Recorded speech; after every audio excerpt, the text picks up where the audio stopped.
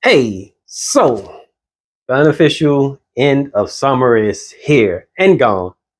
So now it's time to crack open the fall fragrances.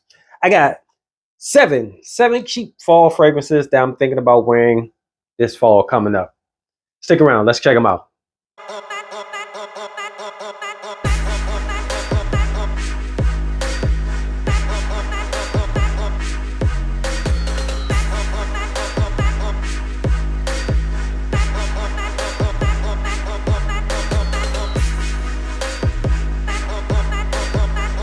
All right. So let's jump right into it. So fall and spring, those are the transitional seasons. You know, they're like kind of in between the hot and the cold. Some days you'll have hot days, some days you'll have a cool day. Sometimes some days you'll have both in the same day. You'll wake up with 30 degrees, midday it'll be 70 degrees, 90 degrees, and then in the evening it might be 30 degrees again.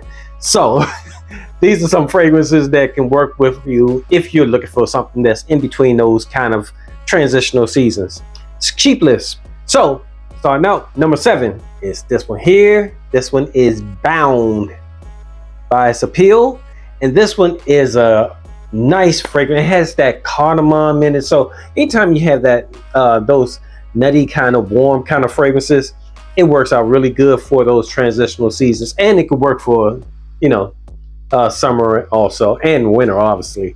But this one is a clone, or very close to. I'm not sure if they shot to be a clone, but it's really close to the Armani Code Parfumo. And since that one is discontinued now, this is probably the closest thing you can get to it, and it's a really good one. And these bottles, the Cheapie Bound, they are going for, like, I've seen them as cheap as like $15. So and I've seen them as high as $30. But man, it smells so good, and it's so nostalgic because of that fragrance is discontinued now. Might want to jump on this one if you can. That is Cheapie by Bound by Cheapie. Then for number 6. Number 6 is this one here. I got this not too long ago, so I haven't had a chance to really rock it in the cooler weather. I think I got it like maybe midsummer or maybe early summer. But this one is Whiskey. Is that name coming in there? There we go. Whiskey Intense. And this one is a clone, or maybe not a clone. It's supposed to be of Old Fashioned by Killian. And regardless if it's a clone or not, this one smells good.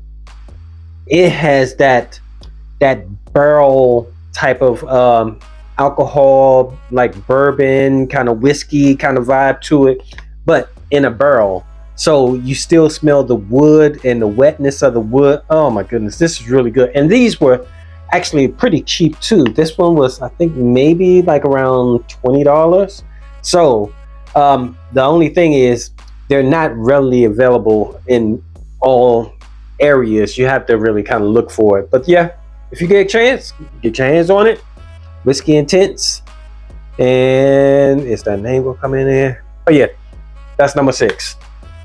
Then down to number 5. This one, I'm going back. This is an older fragrance. This is not something very new. This is something that I've had in my collection for a while, and I've always liked it. I always like wearing this fragrance in the transitional seasons, like the early spring, like when winter is just ended, and then in the fall. But this one is Odyssey owned by Armaf. And this one has, and if you get this bottle, don't try to pull it up like that. The whole top comes off. But this one is supposed to be a clone, but it's not really a super close clone of Tom Ford's Noir Extreme. It smells good. When you first put it on, that's when it's the most distant from Noir Extreme. But as you have it on your skin, as it gets to the mids and the dry down, it gets a lot closer, but it's not the exact same thing. But if you need something that scratches that itch of Noir Extreme and you don't want to pay that $300 for it, grab this one. These are going for probably about $20 to $30. So that is Odyssey owned by Armoff. That was number 765. Number 4. This one is also old classic. I don't hear a lot of people talking about this fragrance anymore. For a little while, it had a little buzz coming from it, but its brother took all the flame and left this fragrance kind of in the dust. But this one is Perry Ellis M. There's the bottle. I'll pull it back a little bit so you can see it. But everybody always talk about Perry Ellis 360 Red because, you know, it smells like the Acqua di Gio. But this is a really good one. It has a creaminess to it. And this one's really close to Chanel's Allure Homme. And a lot of people don't talk about it, but this is a really good fragrance. Again, like the Odyssey, this, when you first put it on your skin, it's a little screechy. It's a little like messy. Like the notes don't feel like they're mixed together or they're not working together properly. But give it about 5 to 15 minutes, then the magic starts happening. Then it starts getting a little creamy. It starts mixing well, and then the smell gets a lot better. But that first spray, when you first spray it and first put it on your skin, it's not the best. Give it a minute. Let it sit for a little while. It'll get better. It gets really good, actually. I got quite a few compliments on this, and this, from the time that I got the compliments, they were later after I had it on for like after hours, not when I first put it on. So yeah, Perry Ellis M. That is number 4. That is number 4. I sound like a computer. And then number 3 is this one here. This one used to have a little buzz about it too, but lately not much. Oh, and the Perry Ellis, you could probably get that for the 100 milliliter, probably about $20. This one, I heard a little buzz about it, but it's died down now. But this is Jack Bogart Pour Homme. Now, when you first spray this, this is another one of those tricky fragrances. When you first spray this, you kind of get this citrus kind of vibe to it, and then after about 5 minutes to about 20 minutes, it starts smelling like cherry, like a strong cherry bomb, like not as strong as like a Tom Ford smoked cherry. I mean pop cherry or smoked cherry. It just smells like a deep cherry, and then it's gone, and it starts smelling like, you know, some other stuff. It has the lemon in it, and but it still has that cherry kind of vibe to it the whole time that it's on my skin. But it's no cherry in the nose, which is crazy. I'm not sure if it's just my skin or if that's how the fragrance actually comes across. Anybody that's used this or knows what it smells like, comment down in the bottom. Let me know if you pick up cherry also. But yeah, Bogart Pour Homme, Jack Bogart, and yeah, it's a good fragrance. It's a good fragrance for the transitional seasons. Kind of gives you the vibe of almost getting ready for like the Halloween time, the harvest, the autumn. Kind of gives you that kind of vibe. So yeah, that's what I'm ready to rock out to. Also, that's going to be a quick grab and go, especially when it gets a little bit cooler in the air. Yeah. Then number 2, this one is kind of like an easy one to grab.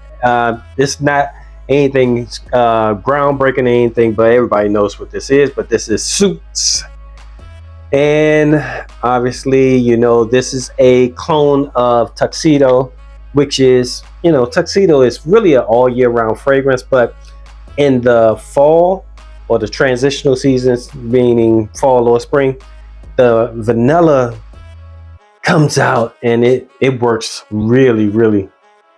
Oh man, it works so good, especially with that cooler air. When you get that crisp air from the fall, this is going to be really good. Now, it doesn't have to be Suits. It could be any one of the Tuxedo clones. They have 3001 clone from Tuxedo, But yeah, that is number 2. That's one I'm looking forward to wearing also. Whew. And then the last one, number 1. This one is number 1. Now these are all, they're not ranked from worst to best, but this one I am looking forward to wearing the most because this is the newest one in my collection of these fragrance. No, it's not the newest, or one of the newest, but this one is Elizabeth and James Nirvana Bourbon. Man, when I got this fragrance, oh man, I just got it as a blind buy because I was looking at a fragrance reviewer and I can't remember her name. It was a female. I can't remember her name, and she was listing these fragrances, the Nirvana fragrances, and she was saying these are made for females and they're actually listed as female fragrances. And she was saying how she was breaking this one down, the bourbon down, and the way she was breaking it down, I was like, that sounds really, really good. So I was like, you know what? I'm just gonna pick up a sample of it, and well, not a sample. This is a 50 milliliter bottle or 30, can't remember. And I picked it up and I smelled it, and I was like, whoa! This to me, it could be feminine. A female could wear it, but this to me is a masculine man's man fragrance. I mean, not man's man, but maybe a metro male kind of fragrance. It's like a fragrance that you wear when you have a black tuxedo, white shirt, black tie, and you're going out to a formal, professional type of dinner or event.